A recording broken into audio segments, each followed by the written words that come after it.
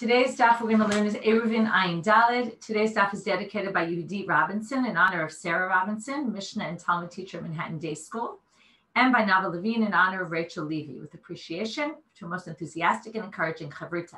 Thank you for helping me on this Daf Yomi derech. Happy birthday. Mazal tov. We're going to start, we mentioned something yesterday, and we're now going to go more in depth into this, which goes back to something, as I mentioned yesterday, we learned on Daf Ayin Bet, which according to most of the Mefarshim is explained in the following way. When we have a mavoi, what did we say? We have an alley. A bunch of our courtyards open up into an alley. In order to permit carrying in that alley, and we put food down, and we have put up a lechi or a korah, a post that stands up, or a crossbeam that goes across the entranceway. And the size, remember we talked about the post could be any size. It's just, as if you remember from the whole beginning of the Masechet, it's to have some sort of noticeable, right? This isn't a public thoroughfare. It's not Rishut or Rabin, but because it's a little similar, because there's a lot of people, so we need to put up some sort of reminder that you can't cross this line, right? Don't walk past here. Or some people view it as an imaginary mechitza, almost like it creates a wall. So it was either wall, mechitza, or hekir, something noticeable.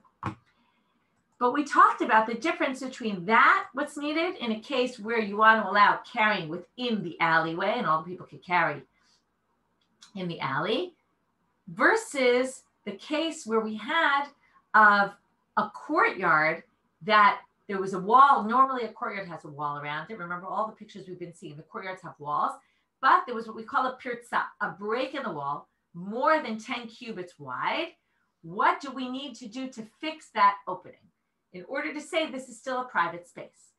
That case, we needed something more serious. We needed either two side posts, or one post, but there was 4 tvachim wide, 4 handbreadths wide, not just any size, any width. The second, so either we need 2 lechayim, 2 of the side posts, one that's much thicker than the regular, or a tzura hapetach, which is again this formation of a doorway, right, where you have 2 l'chayim and one going across, right, the crossbeam.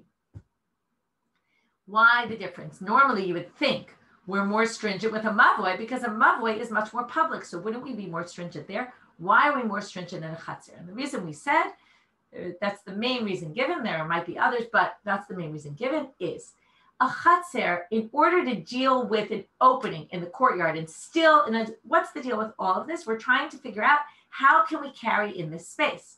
So when you have your own private courtyard, of course you can carry in there. But if it's open, palutz, and there's a breach in it, and it's very big opening, then it becomes public. How do you change it from public to private? Well, it all ends likewise with the mavoi. The mavoi is open on one side to the public thoroughfare. How do we turn that into something private? What's interesting is you might think, well, the mavoi is already much more public, so we're going to be more stringent. But it's the opposite. Because it's more public and there's more people going around in this mavoi, the expectation of the people inside is that there's not going to be a lot of privacy. Whereas in a chatzir, it's generally something where it's just you and another family, maybe 2 families. It's a very private space. We talked about this once before, right? Would you walk out to dump your garbage, right? Would you dress in a way, you might not walk out into the street dressed that way, but you might walk to dump your garbage, in schleppy clothes or something, right? But you might not walk out on the street that way. So in a chatzir, we expect more privacy. Because we expect more privacy, once there's a breach, we have to cover it up more significantly. There has to be more of a significant cover up to basically turn it back to our private space. Since the mavoi was never going to be private in the first place, there's a lot of people wandering around in this mavoi, not as many as on the street, and that's the whole reason why it's okay to carry. But the needs for turning this from something that's open to something closed is less, okay? And that's the whole line, which we're going to start with right now, gufa. So we're now going to go, gufa is like we're linking into, right, when you're on our website and there's a hyperlink, you can go in depth into that. That's what the Gemara does. We mentioned this line before. Now we're going to go in depth and we're going to see there's a 3-way debate about this between Rav, Shmuel, and Rabbi Yochanan. Amar Rav, bottom of Ayin Gimel Amud Bet, last line. Ein mavoi nitam belechi v'korah ad shiur batim v'chatzerot ptuchim l'tocho. The question that they're going to debate now is, when do we consider a mavoi And when do we give it laws like a courtyard? Now, it still might be an alleyway, but if it's an alleyway where there's not a lot of people, then already we're going to call it a chatzer for the purposes of we need more tu lechayayim or a lechi that's 4 tefachim or a tzurat petach in order to allow carrying it. Because again, the less people that are in this area means that my expectation of privacy is greater. So Rav says you have to have batim and chatzerot, which could be, right, Rashi says batim lechatzerot, shnei batim lechol chatzer, u'shtei chatzerot lemavui. 2 houses in each courtyard, 2 courtyards. Some people say it could be 1 house in a courtyard. Rashi says it's 2 houses in each courtyard and 2 courtyards. If you don't have that, then we're going to treat it like a chatzer. Rav is the most stringent because as soon as you don't have that, he's already going to require you to have a more serious blocking here of the space in order to allow carrying. Because again, it's all conceptually, it's very obvious what's going on here. To what extent do we view this space as, where does it fall on the scale of public to private, right? My house is very private. Reshut HaRabim is very public. Everything else in the middle, right? Then we have mavoi chatzer. So when is something considered a chatzer? When is it a mavoi? It's not just that technically we have an alley, right, that leads to Reshut HaRabim. It could be that sometimes you have an alley, but there's not a lot of people. We're already going to call that laws of chatzer, of courtyard. Shmuel Amar, second opinion, afilu bayit achad v'chatzer echad. Even one, okay? Rashi, again, there's different interpretations. Rashi says, Dibor matchil, bayit achad v'chatzer echad, the second Rashi on the page. Bayit below chatzer, v'chatzer shebayit achad patuach la. One is a house without a courtyard, and one is a courtyard. Here, I'll show you a picture, actually. There's a picture of this in the picture book. So the first picture, 240, is this. You have a house in a courtyard. That opens up to the mavoi. On the other side of the mavoi, you have a house. No courtyard to the house, just a house. Okay, so that's your picture. Now, according to this, we're going to say, right, he obviously requires less. Even if it's more private, still, there's an alley, there's one thing on one side, there's one thing on the other, there's 2. It doesn't even matter which side it's on. The point being that 2 things open up to this mavoi, 2 areas, could be one person in one and one person in the other. That doesn't matter to us, that's fine. Rabbi Yochanan goes the farthest to be lenient. Rabbi Yochanan amar afilu chorva. Even if on one side you have a courtyard, okay, presumably he would say even with 1 house in the courtyard, and the other side you have a chorva. What's a chorva? It's a house that nobody lives in, a deserted house. So even though nobody's living there, the fact that there's a house already means we have 2 things leading out to this alley. Okay, that's a radical shita. So we're going to start with that opinion right away. First, we're going to deal with that just in terms of structure. Today's structure is going to be very clear. We're going to start with Rabbi Yochanan. We're going to do 2 things to Rabbi Yochanan. One is ask a question. Then we're going to have an attempt to connect this with a different opinion of Rabbi Yochanan. Then we're going to move to Shmuel, and we're going to say, does Shmuel really hold what he holds? And then we're going to bring a story where it sounds like he doesn't. And then we're going to bring another story to try to prove, or not, actually the first isn't a story, it's a statement, he says. And then we're going to try to see, does he change his mind about this or not, based on the question they asked against him. And then we're going to move, we're not actually going to discuss Rav's opinion specifically about this, but we're going to move to some other statement Rav made and connect it with this topic. Okay, that's our structure for today. It's actually a fairly straightforward, a little simpler daf than the last number of dafim that have been quite complicated. Today's daf is a little bit simpler. So Rabbi Yochanan says, afilu chorva. So Amalei Abai le Rabbi Yosef. Abai says to Rabbi Yosef, Amal Rabbi Yochanan afilu b'shvil shel kamim. If you don't need someone living there, then what if one side of the mavoi has, again, it doesn't really matter one side, but let's just assume one side of the alley has a house and a courtyard, and the other has a vineyard. Would that work? Because if you don't need people living there, what's the difference if it's a deserted house or a vineyard? Amarle, lo. Okay, he says no, that's not the case. Ashvil shel kramim, Rabbi Yochanan would not think so. Why? Amar Rabbi Yochanan, lo amar, I should read it this way. Lo amar Rabbi Yochanan ela bechorva dechazu lidira. When he talked about a deserted house, he was talking about a deserted house. It's a house, which means you could potentially live there. Maybe the house has fallen apart and I always think of these haunted houses when I think of a churva, right? You think about these house shacks nobody ever wants to live in. But theoretically, somebody could live there.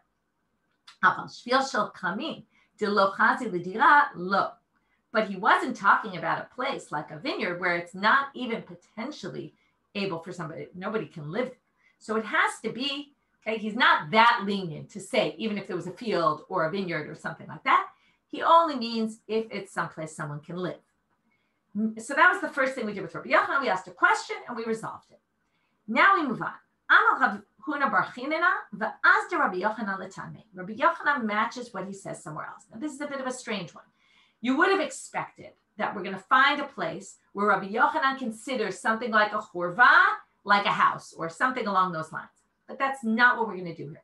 Right now, we're kind of zooming in or spotlighting on a different perspective of what comes out of what Rabbi Yochanan said. Not what we were focusing on, okay? Not the issue of how many, what do you need for something to be considered a chatzer or a mavoi, but a different issue. The fact that he says that you can put up a lechi and a korah in this alley, which has a house on one side, which has a house on one side, and on the other side, it has a churva, a deserted house. From here, you learn something else. Okay, we're basically going to say, I'll kind of preface it so that you know where we're going. You might have thought that there'd be an issue here, that maybe you wouldn't allow carrying in here because of some other side issue. And we're going to see the fact that he's not worried about that matches his opinion somewhere else where he's also not worried about something. So we'll get to all the details. I'm not filling them in yet, but we'll fill them in as we read. So Rabbi Yochanan goes lishitato, lita'ameh. That means he goes according to his own logic. Ditna. There's a Mishnah that says, we've learned this a number of times, okay, whether you read Amar Rabbi Shimon or not, but this is Rabbi Shimon's opinion. See, it's in parentheses. Echad gagot, ve'echad karpifo, ve'echad chatzerot. Rishut echad hen lekelim sheshavtu letochan, ve'lo lekelim sheshavtu betoch habayit. Remember these spaces? These are spaces that are more public spaces of our city. So if you have, okay, let's start with basics. You have a house, it's in a courtyard, and then your friend has a courtyard next to you. So can you carry from one to the other? So things that are in your house cannot be taken out to the courtyard unless you do an eruv in your courtyard. That's what eruv chatzerot lets you. Between courtyards, you can't carry because you have to do an eruv also to combine our things. But according to Rabbi Shimon, since nobody lives in a chatzer, in a courtyard, nobody lives in the roof, nobody lives in a karpaf, right, which is a big open space, right, or a space that's used for storage or something like that. It's not a living space. That's the main thing. Since these are not living spaces, one can carry objects from one of these spaces to the other. And the issue is only living spaces. So therefore, but it's very particular what you can carry. What can you carry between gago, karpifot, and chatzerot within the city, even if you don't have an eruv? What does he say? They're reshut echad, they're considered one entity for what? For kelim sheshavtu letochan. Any items that you had out in the courtyard or on your roof, that can be moved to other roofs or to other courtyards or to other, right?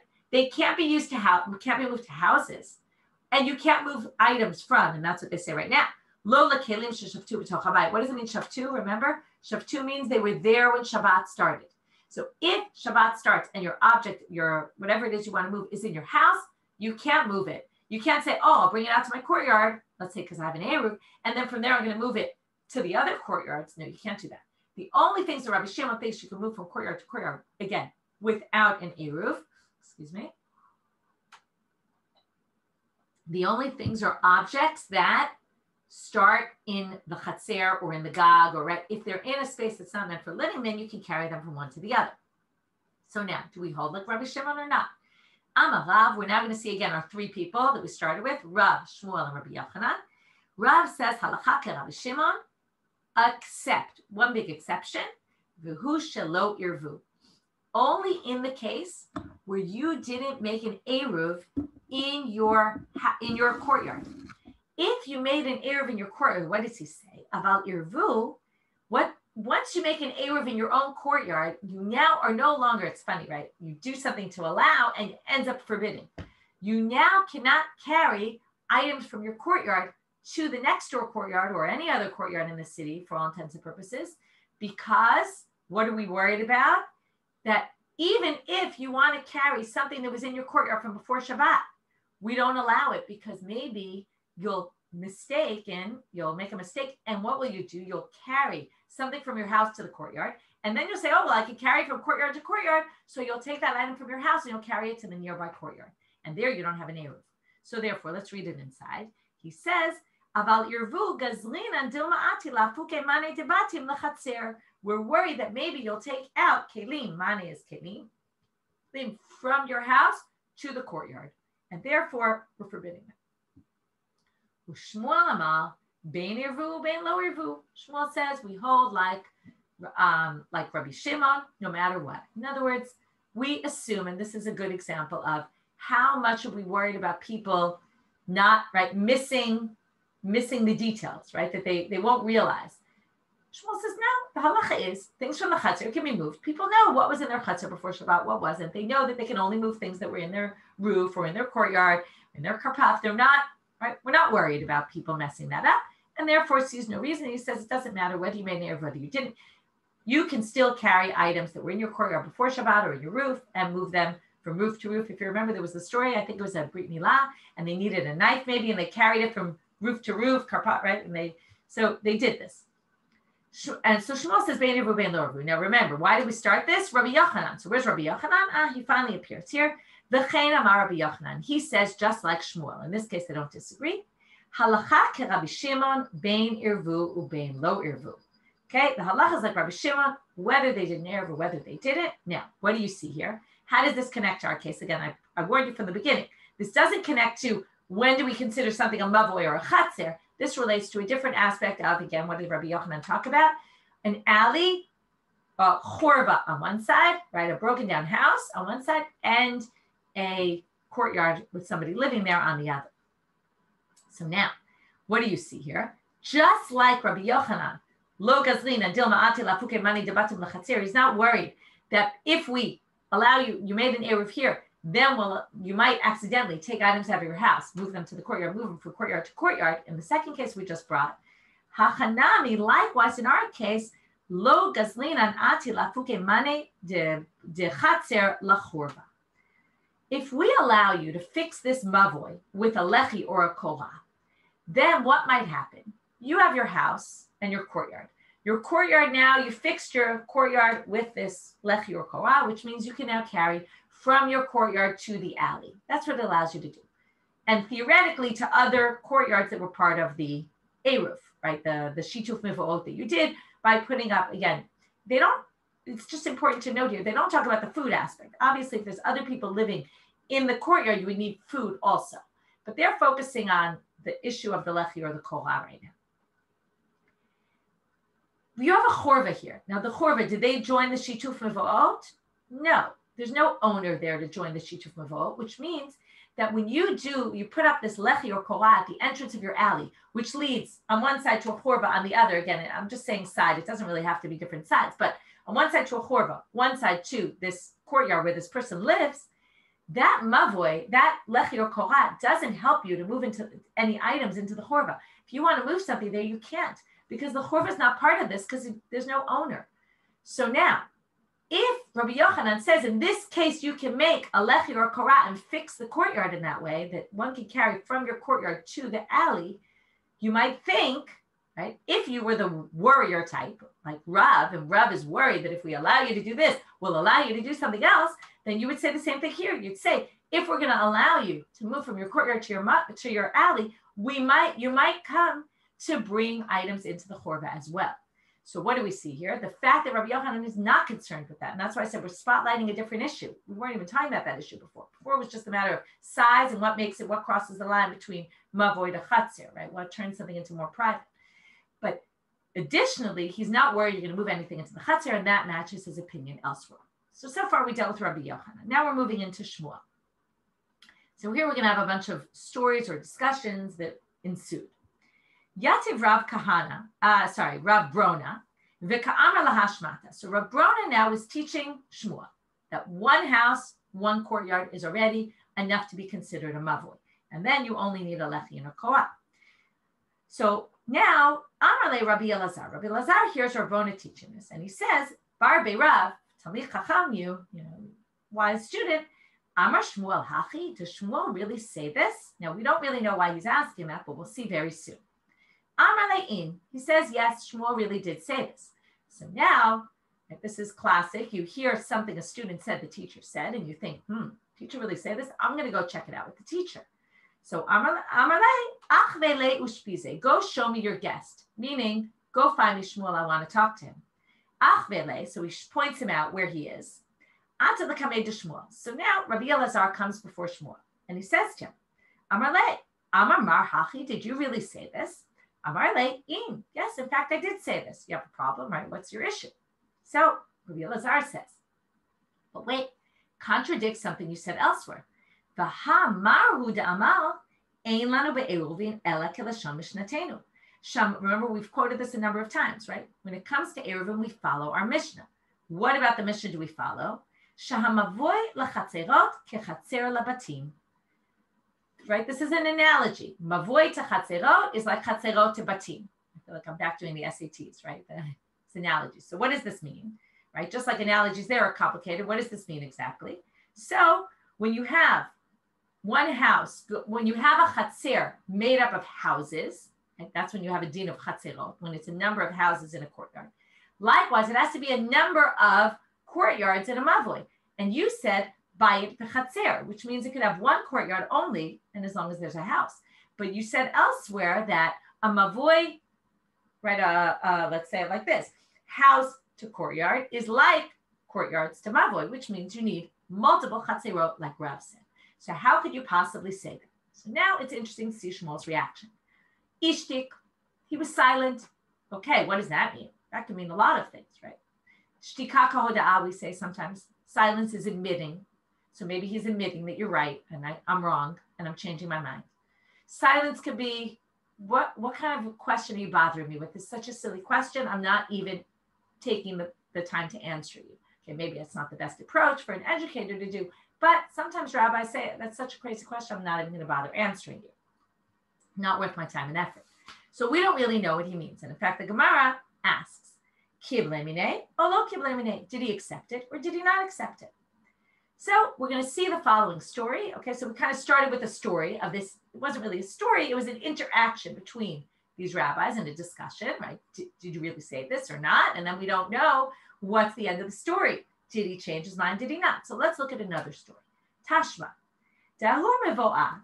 Okay, from here till the end of the daf, I'm going to already tell you that it's a very short daf. You can see if you turn the page. It's very short, but they're missing a lot of words here. Okay, now whenever it's missing, you know that already if we're going to add words, probably there's debates about what words we're adding. So I'm just also letting you know in advance that not everybody agrees with all the details that have to be added. Some everyone is in agreement about, and some, you know, are sort of interpretation, because the Gemara kind of left out a lot of details that, you know, were pretty important to understanding. And that's the job of the commentators to kind of add, fill in the blanks, add all the missing details that without that, you can't really understand the Gemara.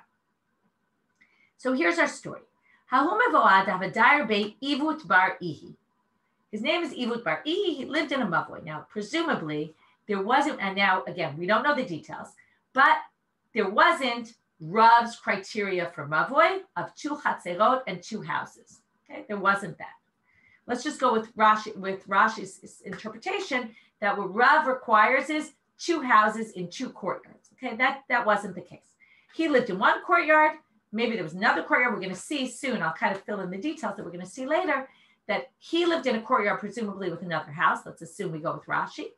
And in the next door courtyard, there was a house and there was a shul.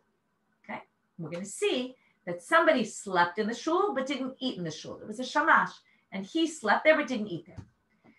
So there was a mavoi which didn't have Rav's criteria of what was needed. To have a dyer by Ivut Bar'i, so he lived there. Avid le lechaya.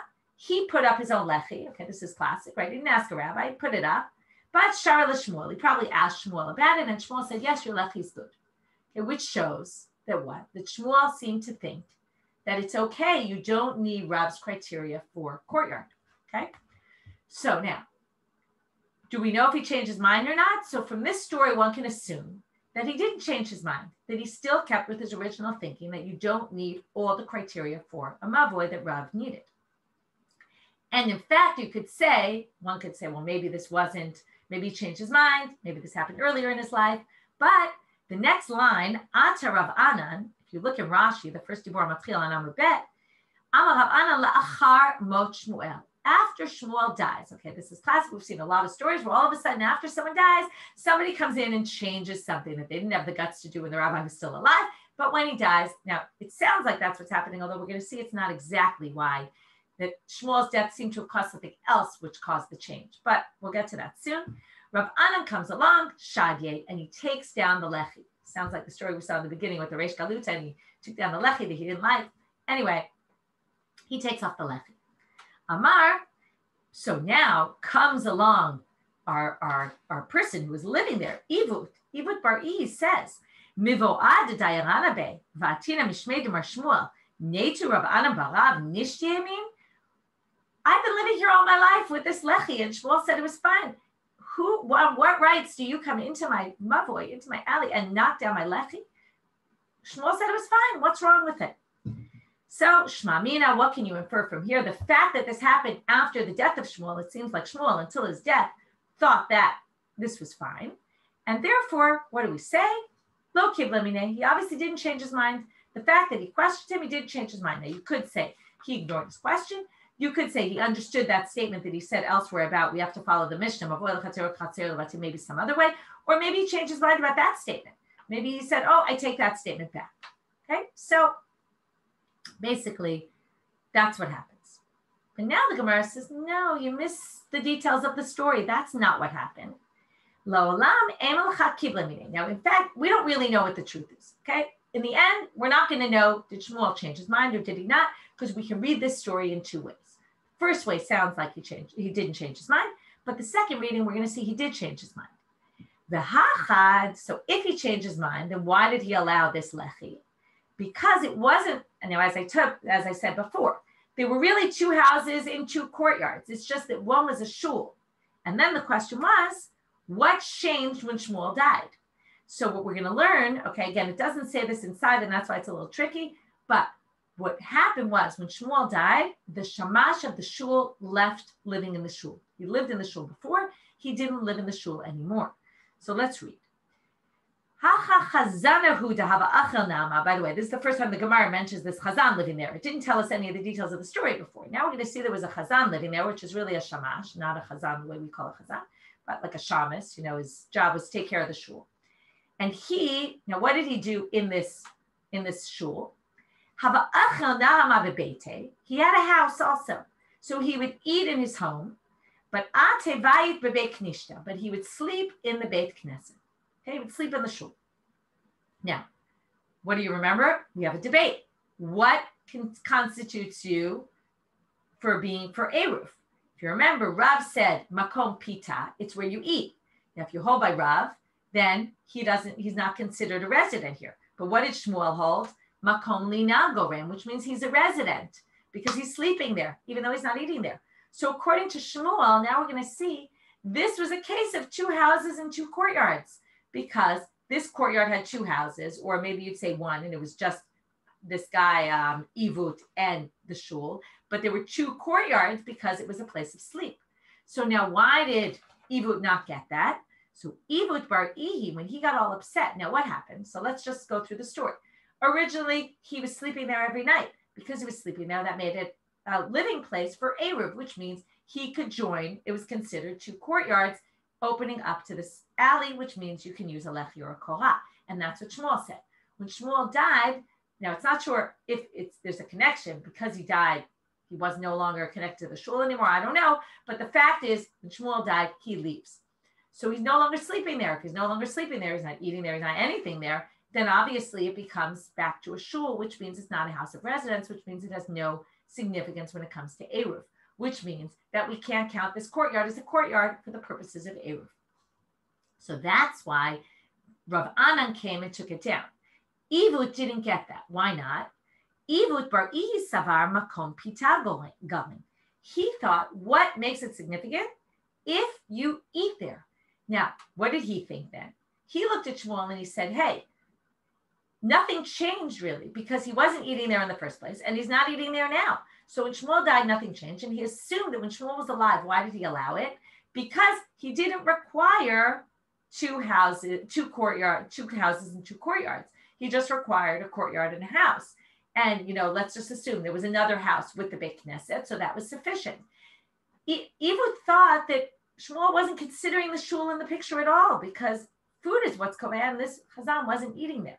So he thought that Shmuel was holding by what Shmuel originally held by. But it doesn't mean that Shmuel was actually holding that way, because Shmuel himself, l'ta'ameh damar makom linagarin.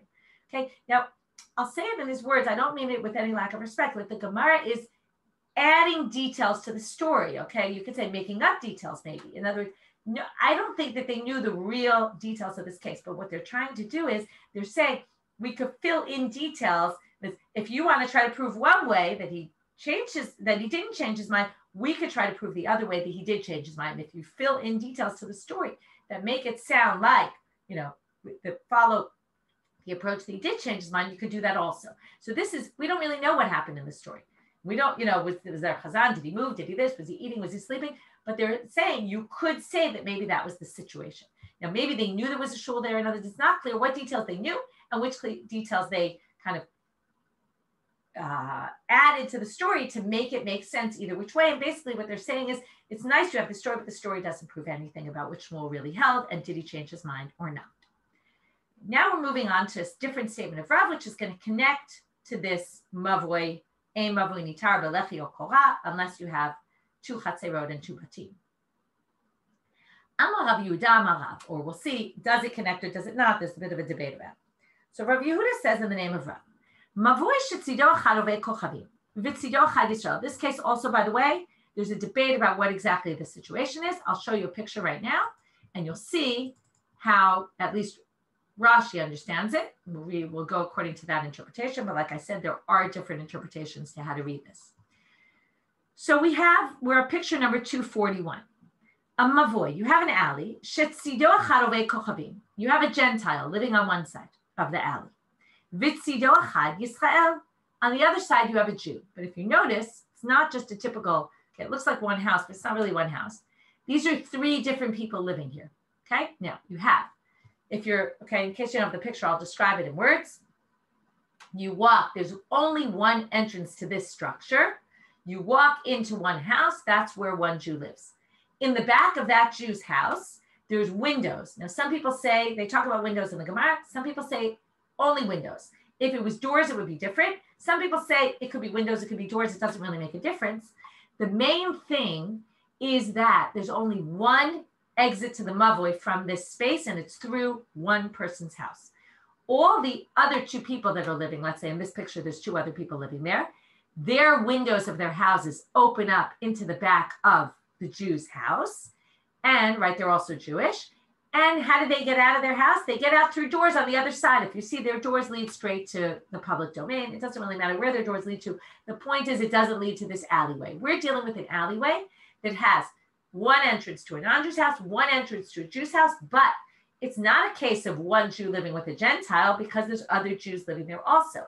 What's their access point to this non-Jew? Well, in order to get to the non-Jew, they have to go through the windows or through doors maybe. Okay, let's just assume it's windows.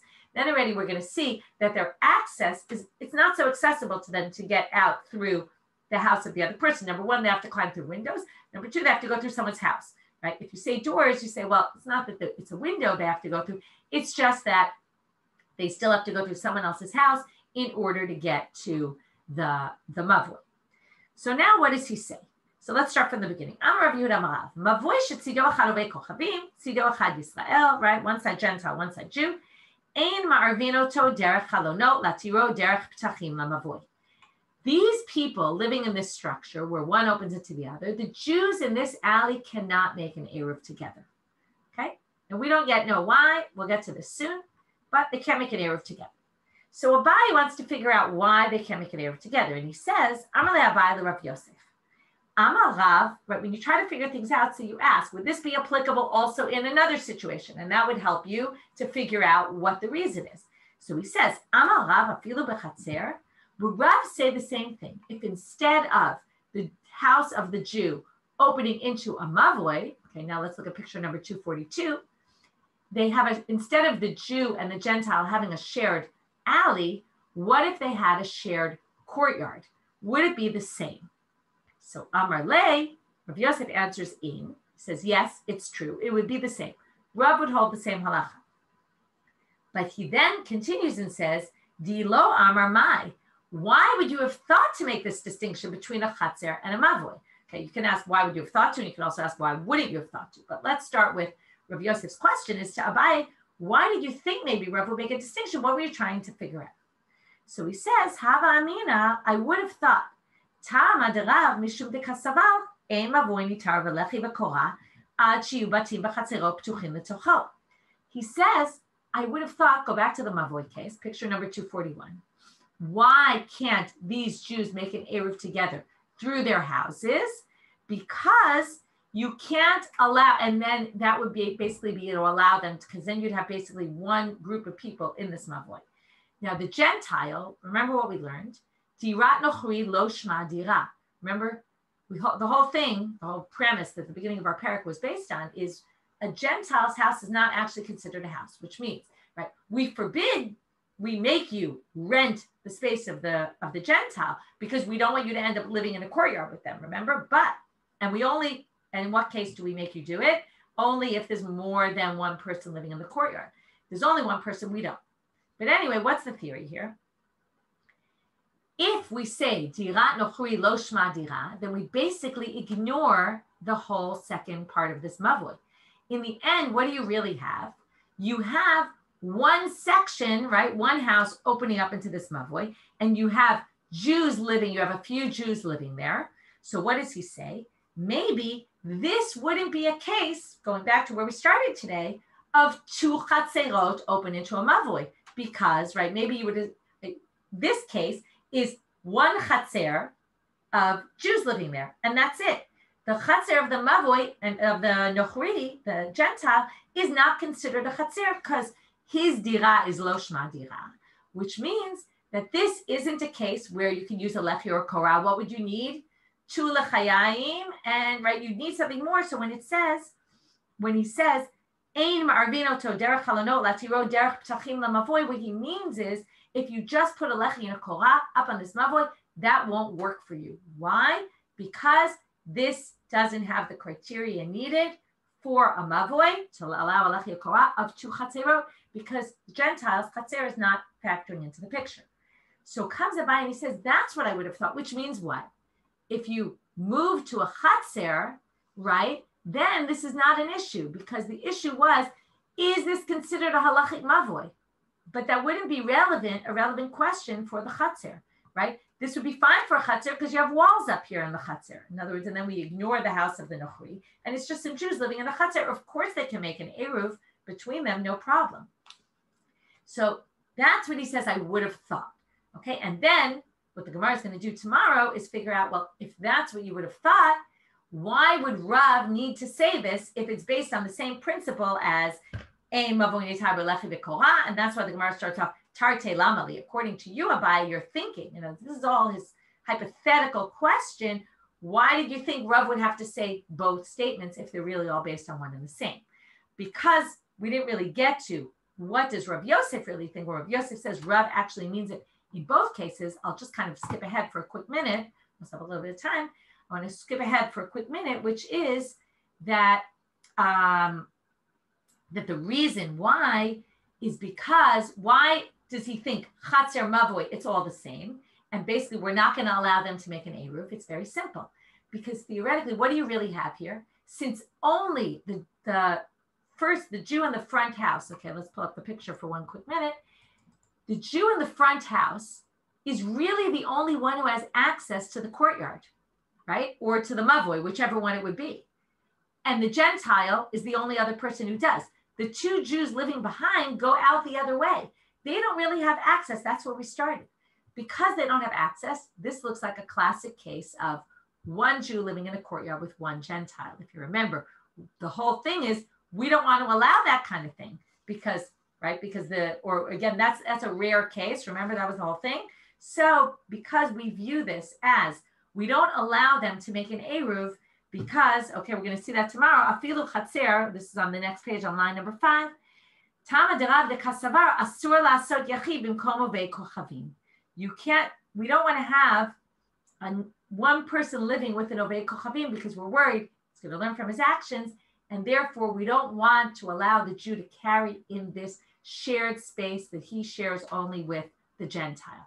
And therefore, if we don't allow him to make an Eruv, then he'll only be allowed to carry in his house. He won't be able to carry into the courtyard or into the Mavoi, whichever case it might be. But if we allow him to make an Eruv with all the other Jews in the courtyard or all the other Jews in the Mavoi, he's going to end up carrying out to there, and then it will be a problem. Obviously, you'd have to say the Nochri would have to, right, if it's, no, there's a debate. Does the Nochri have to do you have to rent the Nochri space also in addition? That's not the factor here, whether you do or whether you don't. It's a question of whether you view this as one person or where you don't actually need it versus many people. But the idea here being that we want to avoid contact with the Gentile because, again, in those days, they were all worried about the Gentiles that they were living among. And that's why they don't allow this Eruv between the houses, because that will allow the Jew to carry in this space that the Jew shares with the Gentile. We'll see this all again tomorrow because it's in tomorrow's daf, but I didn't want to finish without you understanding what was going on here with what the real opinion of Rav is, according to Rav Yosef, that he holds even a mavui, even a chatzer. This has nothing to do with is a mavui nitar belechi or korah. That's what Abaye thought, which is why he distinguished between the case of mavui and chatzer. But in the end, the answer is no, it's all the same. And this is a different issue, and that's not the issue that we're discussing here. Okay, we'll stop with that for today and pick up from here tomorrow. We're nearing, just so you know, we're nearing the end of the parak.